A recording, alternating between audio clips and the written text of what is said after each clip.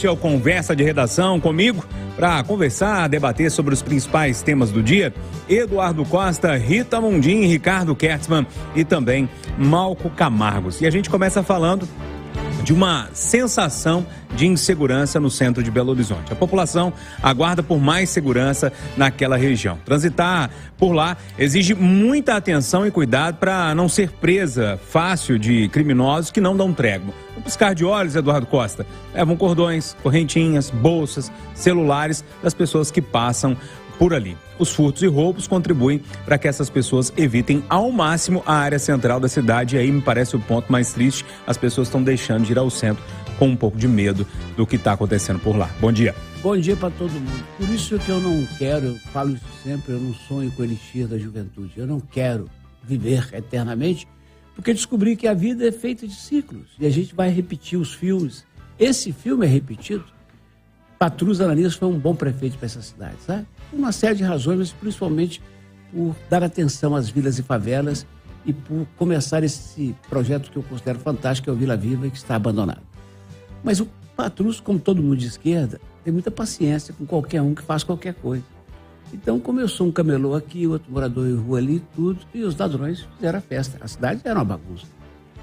Aí veio o Pimentel, que era de esquerda pelo Nomútil, e com um plano diretor impulsionado pela Câmara e com a força da Itatiaia, que é uma história que eu já contei várias vezes, retiraram de uma forma mais contundente o excesso de camelôs das ruas e a cidade melhorou. Melhorou por um tempo.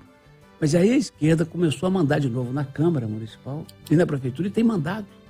Manda hoje na cidade e vale tudo. Você não pode brigar com o cara que ocupa uma casa na Olegário Maciel, mesmo a casa tendo dono, porque ela está eventualmente desocupada e quem quiser pode. Na rua tem gente que é carente, que precisa, tem gente que faz a escolha e vai e fica. E tem gente que quer fumar maconha e fica, e tem gente que quer roubar e fica. Aí não tem outro jeito. E o poder público de discurso. Pega alguém da Secretaria de Desenvolvimento Social ou Defesa Social da Prefeitura, um discurso maravilhoso, que nós. Na prática, de hora em hora, só piora. Eu tenho medo da Praça Rio Branco, eu tenho medo da Praça da Estação e, dependendo da hora, da Afonso Pena também. Rita Mundim, a Prefeitura promete tornar a região um lugar um pouco mais seguro com a execução do programa de requalificação do centro de Belo Horizonte. Mas, no momento, o clima é esse aqui que o Eduardo citou. As pessoas têm certa insegurança de passar por lá. Bom dia para você. Bom dia, Júnior. Bom dia a todos. A gente tem que apoiar, né, e parabenizar a Prefeitura por ter essa preocupação nessa revitalização do centro de Belo Horizonte. E realmente o Eduardo fez um relato aí histórico, né? E o problema vai num crescendo. E a gente também viveu pandemia, passamos por uma inflação extremamente elevada, né? Um empobrecimento ainda maior das classes menos favorecidas. Então isso tudo, o crime vai aumentando e esses pequenos furtos também. Então realmente a coisa tem que ser vista, encarada, enfrentada antes que tome uma proporção que o centro passe a ser um local quase que proibido da gente transitar por lá. Então, a gente tem que encarar o problema de frente, não é só de Belo Horizonte, são das grandes cidades, e um problema que foi agravado por uma questão social.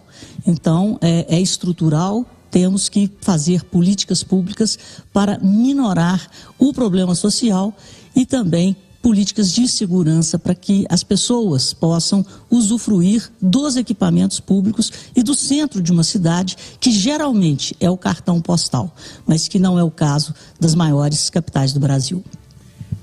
Ricardo Kertzmann, seguinte, quem está acompanhando a gente pela rede Tassat, a grande rede de emissoras aqui filiadas à Itatiaia, essas pessoas quase sempre têm um costume de vir a Belo Horizonte. E eu, quando morava no interior, era muito assim.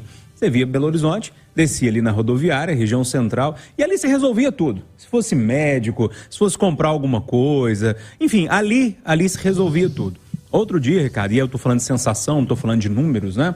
Eu precisei passar pelo centro, eu fiquei impressionado. Um centro quase deserto, poucas pessoas rodando por ali, e eu não vejo aquilo pulsando como pulsava 10, 15 anos atrás. Bom dia para você. Bom dia, Júnior. Bom dia, meus amigos. Talvez esse seja um dos motivos, Júnior. Quando você tem uma cidade vazia, você tem uma região vazia, você favorece ou a criminalidade ou ao menos a sensação de medo.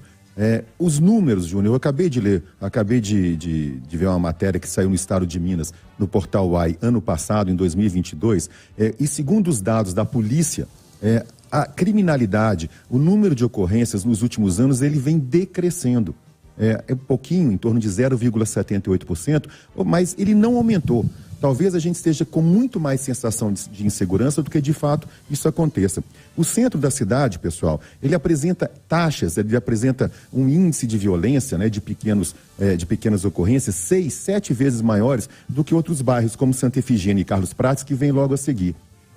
Quem gosta de olhar o copo sempre meio cheio, a gente pode olhar pelo seguinte aspecto: a gente não tem violência no centro da cidade, a gente tem esses pequenos furtos, pequenos roubos, que são traumáticos, que causam muito prejuízo, desconforto, medo, tudo isso eu não estou relativizando nem tornando isso uma coisa de menor potencial ofensivo, não. Mas a gente não tem crimes violentos e muito menos mortes. O que eu acho que a gente precisa é unir, né, a população, os lojistas, a sociedade civil e o poder público para ocupar, para adensar o centro da cidade, contando com um policiamento mais ostensivo, e aí juntos a gente consegue afastar a criminalidade de uma região que é tão grata para todo mundo. Ô Mal Camargos, o Ricardo está citando os dados aqui, que teve uma pequena queda, né, nessa questão ali, e aí eu pego ele tem dados e eu tenho uma sensação de menos gente por lá. Talvez esses dados tenham caído porque menos pessoas estão ali naquela região. Eu acho que a gente pode fazer essa ligação. Bom dia para você. Bom dia, Júnior. Prazer estar de volta. Claro que podemos, né? Basta andar no centro, ver o número de lojas vazias que estão lá, a quantidade de placas de aluga-se que está no centro da cidade de Belo Horizonte, um lugar tão cobiçado, pontos caríssimos até muito pouco tempo atrás. Hoje se consegue de graça abrir uma loja no centro da cidade, o que mostra a decadência do lugar. A prefeitura está corretíssima em tentar mudar esse destino, em tentar reocupar o centro da cidade. Agora, a prefeitura não fará nada sozinha, é fundamental. No lançamento do programa, o Marcelo Souza Silva do CDL, que é uma pessoa muito ligada ao comércio e preocupada com o centro da cidade, estava lá. E agora é hora de perguntar e de cobrar também ao CDL o que ele pode fazer para que o centro possa se tornar mais seguro. E não podemos deixar de falar do governo do Estado. Segurança é responsabilidade principal do governo estadual e é fundamental que o governo do Estado também apoie o prefeito Fuad, afinal, estamos falando da capital de Minas Gerais. Ô, Júlio, diga. Outra coisa pela qual eu não quero viver daqui a 40 anos, tá aqui no microfone falando, pelo amor de Deus, sabe por quê? Tem 100 anos que eu ouço a polícia falar que as taxas de ocorrência estão diminuindo. Eu não sou irresponsável dizer que a polícia está errada. Eu não sou louco de desmoralizar a polícia militar. Mas para a polícia militar, e ela sabe disso, para ter um contraponto quando ela fala que estão caindo as taxas, é só escutar o Jornal de Itatiaia de hoje. A primeira moça que a Camila entrevistou, pegaram o meu celular e levaram. E eu não chamei a polícia, porque não adianta. As taxas não estão caindo, as pessoas não estão registrando. E o símbolo do abandono do centro é o Café Palhares, uma das casas mais históricas dessa cidade. Massacrado durante a pandemia por aquele fechamento exagerado, cruel com o comércio, e depois da pandemia não funciona mais 24 horas, só às 5 da tarde, por questão de segurança. Pessoal, seguinte, a partir de hoje o Ministério da Justiça começa a